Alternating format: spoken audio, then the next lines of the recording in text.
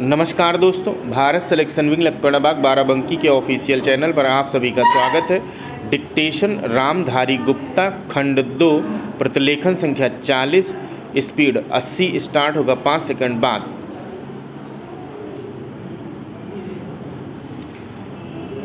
महोदय, कुछ लोग आज यह कहते देखे गए हैं कि राष्ट्रीय एकता अंग्रेजी के माध्यम से हो सकती है।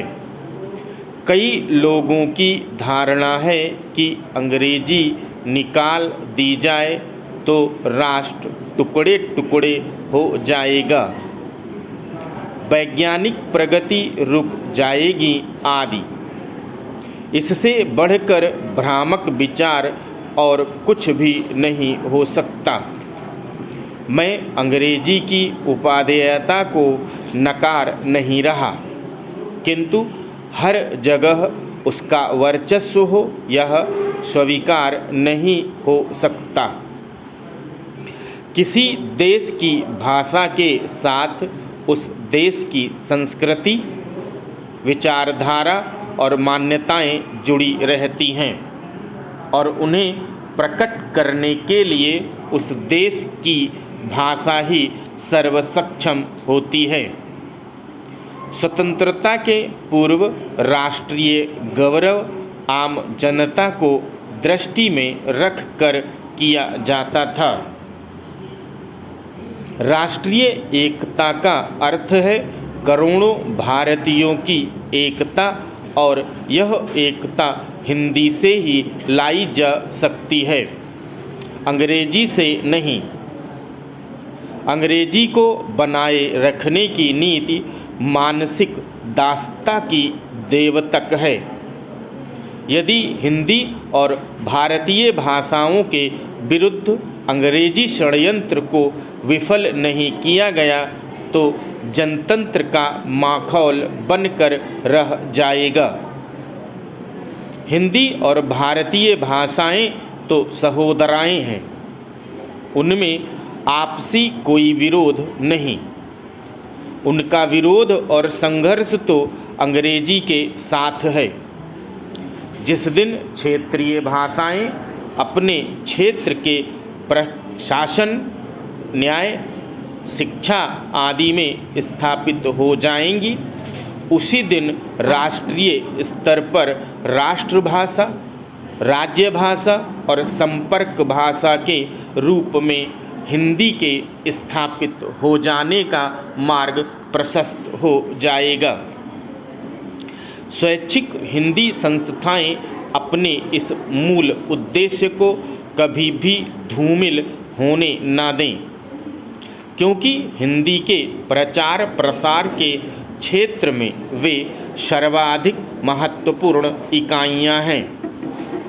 इस दृष्टि से मैसूर हिंदी प्रचार परिषद का यह कार्यक्रम श्लाघनीय है कि वह हिंदी के साथ कणेत्तर जिज्ञासुओं के लिए कन्नड़ की प्रारंभिक और उच्च कक्षाएं एवं परीक्षाएं चला रही है। अपनी दैनंदिनी में भी हिंदी के साथ साथ कन्नड़ में दिन और तिथियां दी हैं। इस तरह के छोटे किंतु दिन दिन के व्यवहार में राष्ट्रभाषा और क्षेत्रीय भाषा साथ साथ गलबहियाँ डालकर चलें। इससे बढ़कर सुखद स्थिति और क्या हो सकती है।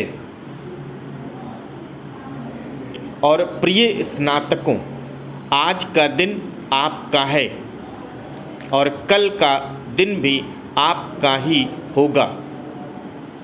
विगत महीनों और वर्षों में आपने कठिन परिश्रम कर हिंदी रत्न अथवा हिंदी प्रशिक्षण की परीक्षाएं दी हैं, उत्तीर्ण हुए हैं। आपकी दीक्षा पूरी हो चुकी है। अब आप समाज और राष्ट्र की सेवा में समर्पित हो जाइए। भारतीय भाषा, संस्कृति, उनकी रक्षा, उनका संवर्धन आपके हाथों सौंप दिया गया है। आप दायित्व का निर्वाह कर सकें, जीवन में सफलताएं पाएं, यही शुभ कामना है। जिन्होंने हिंदी प्रवेश, हिंदी उत्तमा की परीक्षाएं उत्तीर्ण की हैं, वे और आगे बढ़ेंगे, पढ़ेंगे, यही आशा है। इस उद्देश्य की प्राप्ति हेतु स्वैच्छिक हिंदी संस्थाओं की विभिन्न परीक्षाओं को मान्यता प्रदान की गई है। अंत में इस गौरवपूर्ण समारोह में आपने मुझे आमंत्रित किया, उसके लिए पुनः धन्यवाद देता हूँ।